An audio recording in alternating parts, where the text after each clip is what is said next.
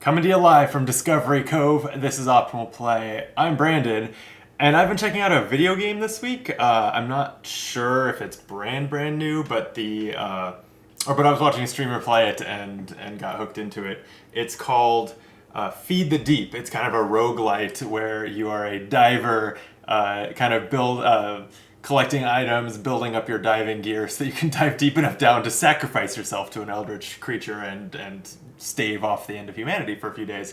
Very much up my alley, and also reminded me that I picked up Bargain Basement Bathysphere. As the lights catching the box. There we go. You can tell I don't usually pick up the box. But decided to there for some reason. It is a solo game about a submersible that is held together by like duct tape and nails, and going down to the bottom of the ocean and collecting fish, saving other divers, exploring shipwrecks, that type of thing. So it felt like a good night for a solo game and a beer, and I thought I would finally get this to the table. I have played the first couple scenarios of, it's got a 20-something scenario campaign. It's pretty elaborate, and it's just played on 3 boards, and it kind of uses a different portion of the real estate each time. I've played through the first 2 scenarios, and they were very I don't want to say they were even tutorial-y. They were just rules light and pretty easy. I won them very easily. So I'm jumping in here to game 3 of the campaign, which is the first one at Discovery Cove here, and it layers on some new rules. So let's get into it. High level, and you can figure out or we can talk the details kind of as I play. We are going to, this is a roll and write. It's played on a dry erase board, lots of dice, marker, all that. We're going to start up here on this start end space and dive down into the deeps of the ocean here and score points in a few different ways. One of them is rescuing divers, one is collecting these fish, another one is exploring these shipwrecks, and finally there's ocean floor spaces. All these are worth points. The goal here in scenario 3 is to make it back to the surface with 30 or more points. And I did play this once before deciding to make a video of it, and I won with exactly 30. So definitely was more challenging than the first couple scenarios, significantly. So the last things we need to do on setup is, you can see here that this map shows kind of what the available part of the board will be. And I'm a little mixed on how this works. It reads really clear here, and then it reads less clear on the board itself as you play. But I'll show you kind of how you mark this. This has little lines here that you draw on that shows you at these intersections, here is where you must go. And that's how the game kind of guides you into the highlighted area here. So like here, we will have to go that way. This intersection, it looks like we have freedom, but then this one has to go this way. Looks like down here we have to go like this. Over here we must go this way. And here we must go like this. Okay, so that creates, following those lines forces us into kind of this loop with a little hook over here that we are required to play within on this scenario. So the one other thing I need to do, it shows me to cross out some of these things. You can have some scenarios may give you up to 7 rerolls, but this one only gives you 2. So we're crossing out 5 of the 7 spots here. Also, I haven't learned yet what these oxygen tanks up here are for, but I'm told to mark them off, so we won't be using those. And then lastly, I need to roll a die a few times. Here on this is our oxygen track. We don't want to run out or we will, die. But also the divers that are in the ocean here will also have their ability to stay alive and wait to be rescued marked kind of on this track. So I'm going to roll a die and add diver numbers to each of these diver icons on this track, but only 1 and 3 are available in this map layout, and so really only where 1 and 3 go will matter to us. Then I've rolled 3 right away. That diver is probably boned. I think it's unlikely that I'm going to get down all the way to grab him before the second oxygen is used. But we'll see. Then, number 5. number 6. You start to get into this annoying place where you have to re-roll if you get a number you've already gotten. 4, okay, and then what are we missing? 1 and 2. All right, so on a 1 through 3, 1 is next. On a 4 through 6, 2 is next. That way I don't have to re-roll all day. 1 through 3, so 1 is next, and then 2. But we only have 3 and 1 on our map, so I'm just going to clear these for ease of visibility. And the one other thing we do is we write in that on this scenario, at least they're worth 5 points each. So each one that we rescue is 5 of the 30 we need to win. With that, we start the scenario with 5 dice that we will roll kind of each for each point of oxygen that we use. So here we go. I've got some 6s, a 3, and a 5. So some of these spaces are marked with these minus resources. These are all called actions, even though it doesn't really mean the same thing it means in a lot of games. Those are going to be punishments if we go past them without landing on them.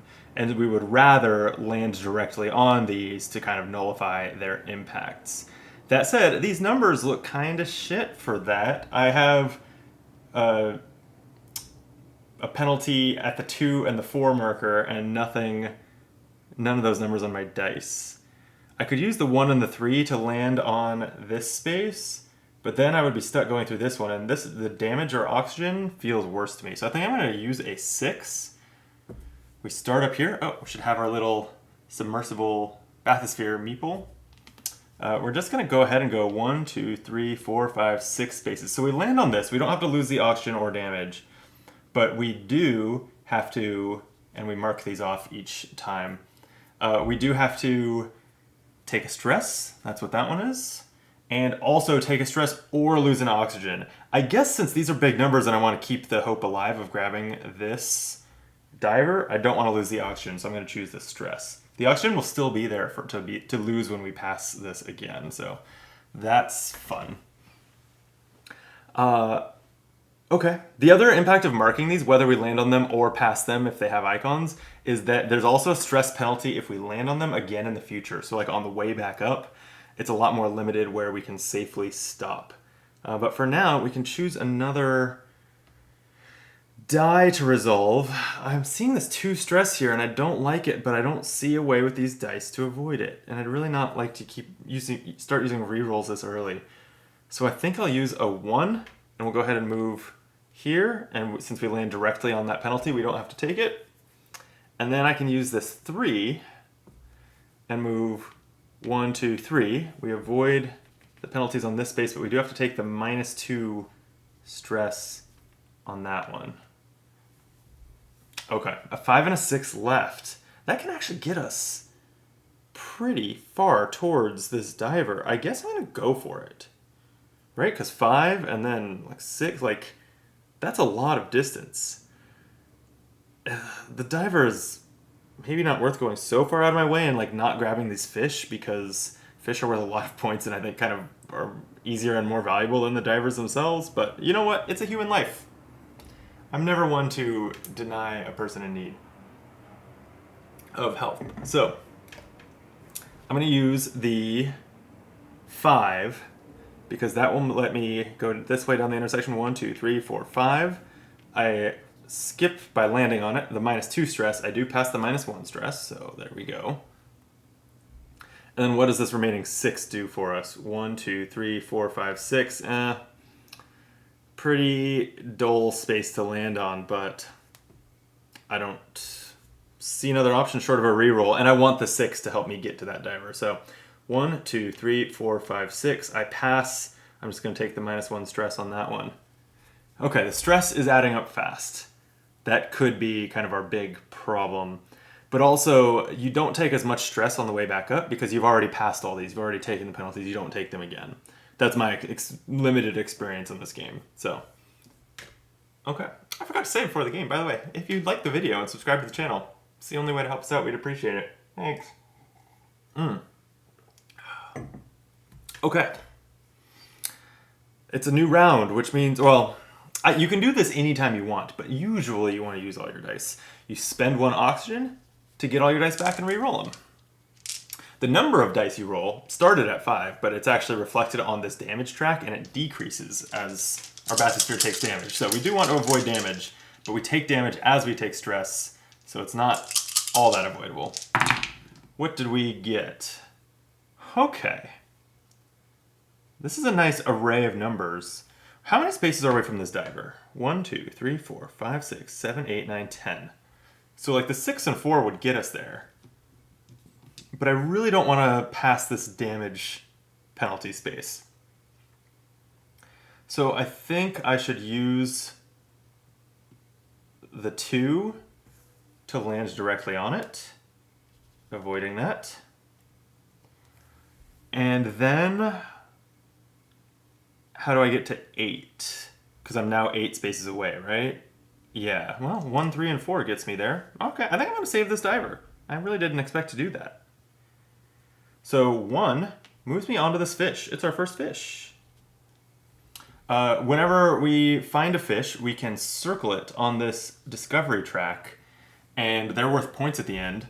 It's a little, the font is a little small, but it's like these blue fish are 2, 4, 6, 10, for example. You can circle any fish on here that you find, but you only score points for the ones that are in like a consecutive row of circles from the left side of these tracks.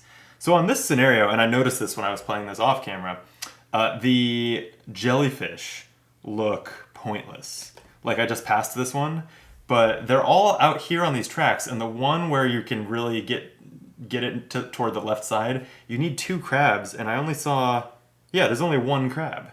So like there's no point to those that I can see. So anyway, I've used the 1. Now I want to use the 3 and the 4. Do I care about the order? Not really. Let's just try to keep more spaces out here where I'm going to loop back through kind of available and use the 4 first. So 1, 2, 3, 4. Mark this one off because I landed on it. And then the 3. I do have to take 2 stress passing these. That's annoying. And that causes a damage. So not all is well. But I did not expect to do this. I have saved the diver. Number 3. So I get those 5 points. And I'm on the board. Those are my first 5 points. And then this 6 is nice because this lets us get quickly back out of here. We needed a big number to not land on a marked space on our way out. Also, this is off limits. We can't... I haven't learned the rules for these arrows and dotted lines. I'm guessing it's like a one-way path or something. But can't go up that way on this scenario. So we're going to turn around, use the 6 to go 1, 2, 3, 4, 5, 6, and land here. So at this point, I think the plan will be to kind of take this loop that's available to us, hopefully grab that diver. We just need to get a lot more fish on the way than we have been. Like these blue fish are worth 4, then 6, then 10 points. We'd be in pretty good shape if I can do that. I've noticed this with other solo board game YouTubers too. We tend to use the royal we. And I've just been thinking about that lately, which is why I just paused and was like, why do I keep saying we when I do something? I guess it's just inclusive with the audience. I don't know. Do you like when YouTubers playing games say we when they're the only ones in the room? I have mixed feelings on it. Anyway, time to use this auction and roll more dice. That diver would have expired, but we got him. 1, 2, 3, 4, 6. Well, I'm already seeing a lot of good options here. I can grab this fish with the 1, and then the 4 would land me on this -2, so I don't have to take that stress. And then the 2 could land me on the other one. That misses the shipwreck, which is another source of points. But I think that's just nice and safe, so I'm going to do it. So I'm going to use the 1, land on this blue fish, circle another one. That one's 4 points, and the next one would be 6, so I'm feeling good.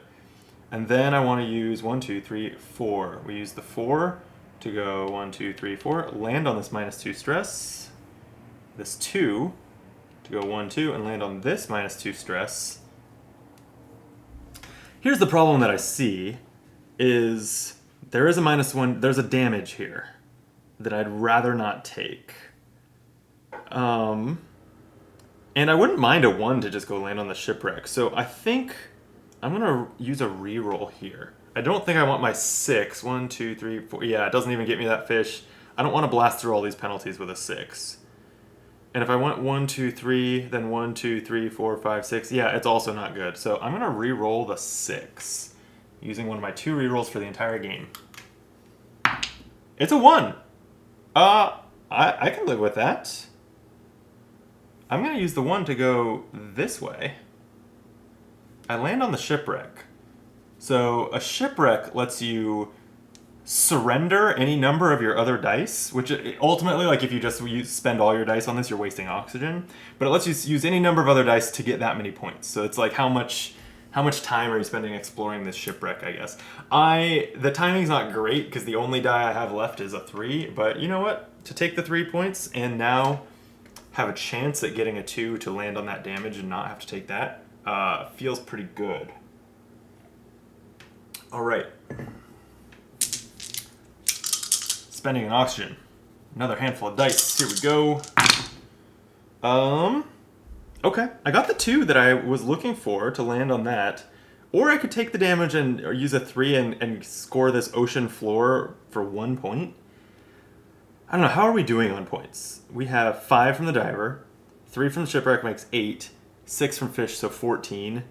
Honestly, if we can get 2 more bluefish, we have 30. So I'm not going to stress about that one. I'm just going to try to survive. So I'm going to spend 2 to go 1, 2, land on this damage, which means I don't take it. You only take it if you pass it. I'm getting marker on this meeple, but I don't know what to do about it. Then it looks like I'm going to probably take one of these stress. I definitely want this fish. 1, 2, 3, 4, 5. The 6 lands right on it. I'll take 2 stress. I think that's fine. I'm going to do it. So 1, 2, 3, 4, 5, 6. I'm going to take 2 stress. But I'm going to score this fish. Okay. Then, looks like I'm taking this stress also. 1, 2, 3, 4. Well, I can get a jellyfish. Or not a jellyfish, it's more of a squid. I'm surprised that 2 of the fish are squid and jellyfish. They just seem similar to me. Seems like you could have had a wider variety of fish. But maybe this is accurate to a certain biome on Earth, I'm not sure. I also just noticed the whale on the background of this. I've never really looked past the tracks. That's actually pretty cool and a little ominous. I like it. Okay, so I'm going to use the 4 to go 1, 2, 3, 4. I will score the squid. That's 3 points, which I hadn't even really been counting on, so that feels really good. And I will take... This next stress is a damage. I wonder if I can... I've got so much oxygen, actually. I'm going to take... This is a choice here between stress or oxygen. I'm going to take the oxygen penalty, because that track's in great shape, and as soon as we take enough stress to take more damage, we're not going to be feeling so good. There is another minus oxygen right in front of us, though, which I don't love. But I guess the move is this 5? 1, 2, 3, 4, 5. The 5 would avoid this penalty, but take a stress and an oxygen penalty. And then I still wouldn't really have the number I need to then land on this fish. So I think I'm going to use my other reroll here. Reroll this 3, because if I could get a 1 and then a 5, I'd be really happy about that. It's a 2. That's not great. That's pretty bad. Well, I'm going to go 1, 2, 3, 4, 5. I'm going to lose an oxygen here. And take a stress, and that's one marked with a damage, so I'm taking a damage. Next damage permanently loses me a die. But then I can mark off these penalties without losing them. And now I have this 2. I never have to use it. I could use an oxygen and just reroll my dice now. And I think that's the play, and hope that I roll a 1. Because this 2 just puts me here. Like, it's not like it lands me on a penalty to avoid it or does anything productive. So I think I'm going to pass on using that. And spend an oxygen to reroll these. If I'm going for diver number 1, I need to get there soon. Wow, well, I got the ones I was looking for. So let's do it. I'll move 1. Get the blue fish. That's a 10-point fish. You'd love to see it. And I'm at, I guess there's nowhere else to circle them, so I guess I'm at my maximum of blue fish that I can get. The downside here is that these numbers are kind of shit for the remaining bonuses. Or what am I saying? The penalties. 3 or 4 will just blast through these. How do I outscore? 5 from the diver. Shipwreck makes 8. Fish is 9, 10, 14, 20. Oh, I'm at 33. I have the score I need to win. So I guess I just have to safely get out. So to that end, why don't I guess I'm just gonna leave that diver behind. Forget all that stuff I was saying about never overlooking a human life. Right, 1, 2, 3, 4, 5, 6, 7, 8 spaces away. Like, I could get there with a 3, a 4, and a 1. I should probably just do it. I should flex on this game a little bit. Get that diver. Alright, I'm going for it. I'm going to use a 3, because that can send me 1, 2, 3. I do take a stress for that space, but I avoid this one by landing on it. And then 1, 2, 3. So I'm going to take that damage, but I'm going to use the 4 now.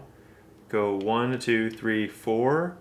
I avoid these by landing on them, and I do take a damage.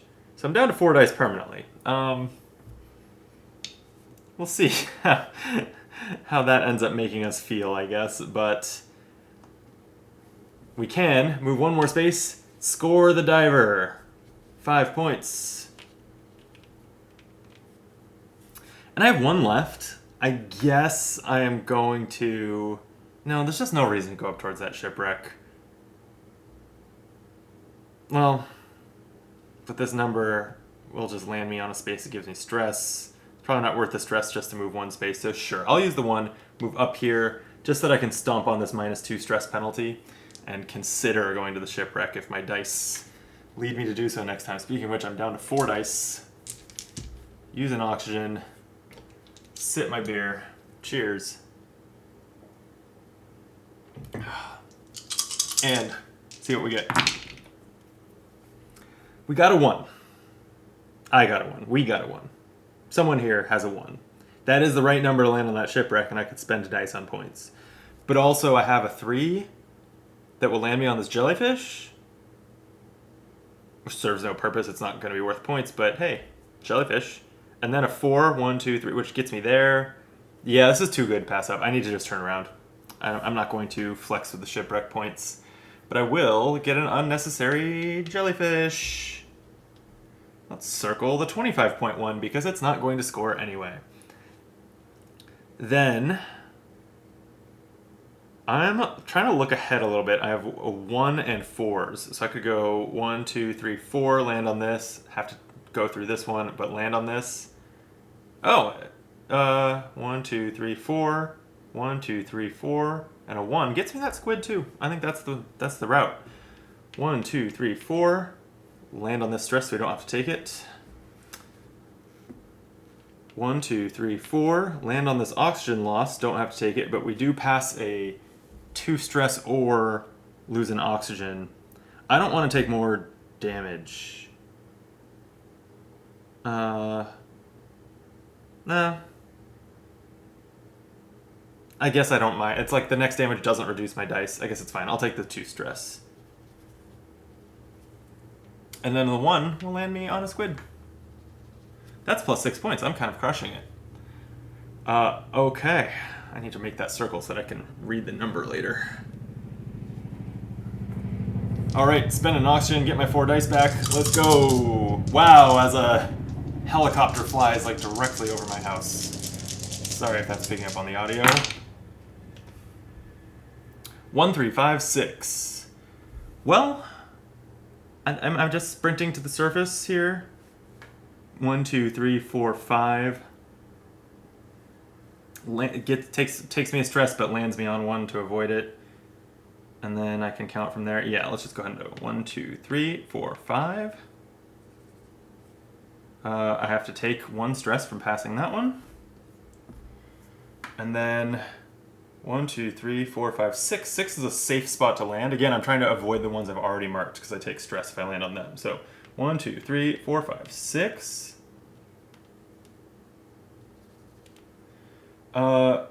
3 is a good next move because there's a -1 oxygen penalty here that I might as well land on to avoid. However, because half of that space, one of the 2 penalties was already marked, it is still a stress when I land on there, which is a damage.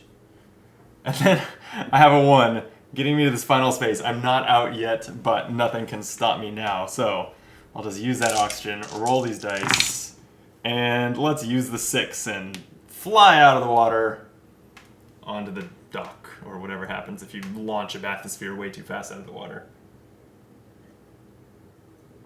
Like you go to the moon? Are you like a reverse space shuttle splashdown? Anyway, I think that went great. Let's see what we did here. So to recap the points we have, and I'll just add them up on the whale. 10 points for divers. We did not land on any ocean floor spaces. No points for that. But we have 3 points for a shipwreck. And then we have the fish. And the fish, these are all going to score except for this 25 that I circled for a jellyfish. But 2 plus 4 is 6, plus 6 is 12, plus 10 is 22, plus 3 plus 9, so 22, or plus 3 plus 6, so 22 plus 9 is 31. Did I really get 31 points worth of just fish? Okay, so this is not that difficult. Because it looks like my total was 13 plus 31 is 44. Okay, well, off camera, I won this by a hair with 30 points, but this time I kind of crushed it. And honestly, I made it out with kind of resources to spare, with my ship not too close to imploding or running out of oxygen. Yeah, that went really well. I'm curious, because like I said, the tutorials were quite easy, and I mean, they were meant to teach you the game, and it wasn't unclear about that. So that was maybe not surprising that they were easy, but so far I'm finding this game pretty damn doable, but very satisfying. It's a neat little kind of 20-minute solo game that you can, and I did, play in front of the TV earlier. So cool. Let's see what happens in the campaign. Just take a little look ahead. Let's see, these were all the new rules that this introduced. Okay. If you score 30 or more points, don't erase the map quite yet. Read on to the Aquazeum after this scenario. Okay. Well then. Well, let's just take a look at this. It looks like this is going to be... Luckily, I have the box. So, in addition to the 3 like dry erase maps, there is a paper notepad in here that I think that this is going to use. Yeah, here we go. The Aquazeum looks like this. So, I guess I'll just read this page of the rulebook. Why not? If you don't want to hear a whole page of the rulebook, thanks for watching. Make sure to like and subscribe, and see you next time. But you'll get to see that this is kind of a cringy, like this rulebook is trying to be funny, but I think that it is a lot of the time just kind of more eye roll inducing than funny. But you know what? I appreciate the effort they make, I guess. So, Aquazeum. Time to teach you about your first in-between scenarios minigame. The Aquazeum. Go get a page from the minigame pad. Done. Your crazy Aunt Wilhelmina has finally died. Rest in peace, sweet Willie. She was the eccentric owner of the Aquazeum down the road, which was always odd, considering that she was allergic to fish and never really filled up the tanks with any sea life, which would explain why the Aquazeum never did very well. Anyway, in her will, she left control for the entire place in your hands. Time to prove your worth to your aunt and turn this place around, baby. It really says, baby. The Aquazium is a permanent minigame page that can award some nice little bonuses along the way throughout the campaign. So while you typically erase the maps, the 3 minigames that are on the sheet of paper are meant to be permanent records of things you play through the campaign. Oh, okay. So this is some campaign persistence. That's cool. The Aquazium keeps track of all the undersea wildlife discoveries you've made in every scenario from now on. Needless to say, if you don't make it to the surface, you don't get to add any collected sea life to the Aquazium tanks. Expiring at the bottom of the ocean makes it really hard to visit the Aquazium.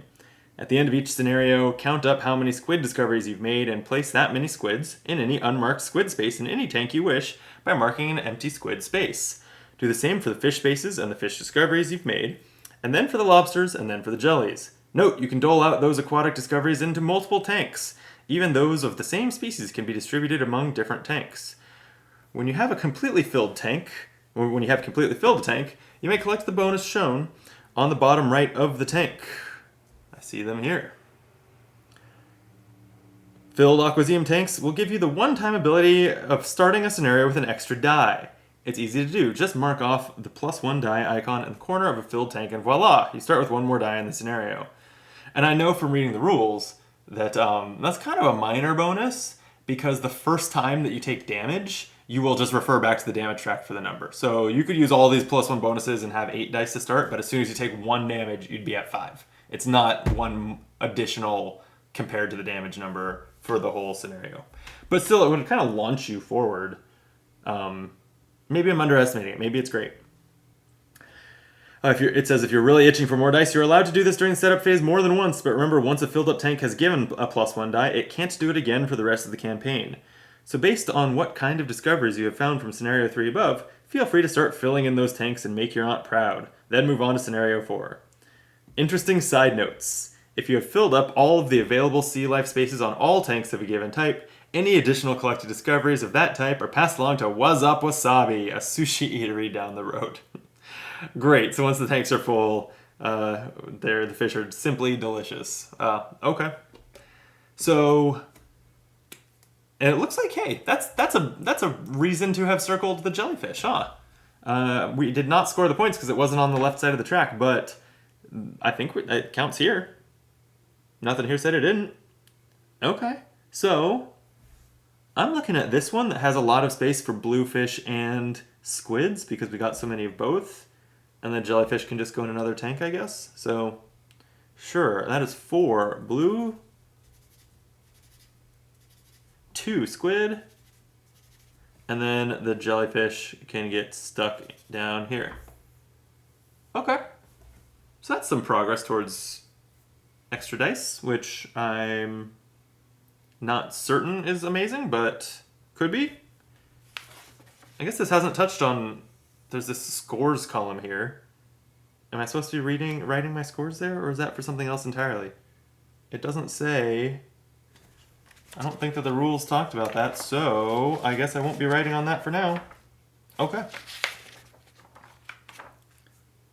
We've done it. That is Bargain Basement Bathysphere. I'm enjoying this. I'm definitely going to play more of it.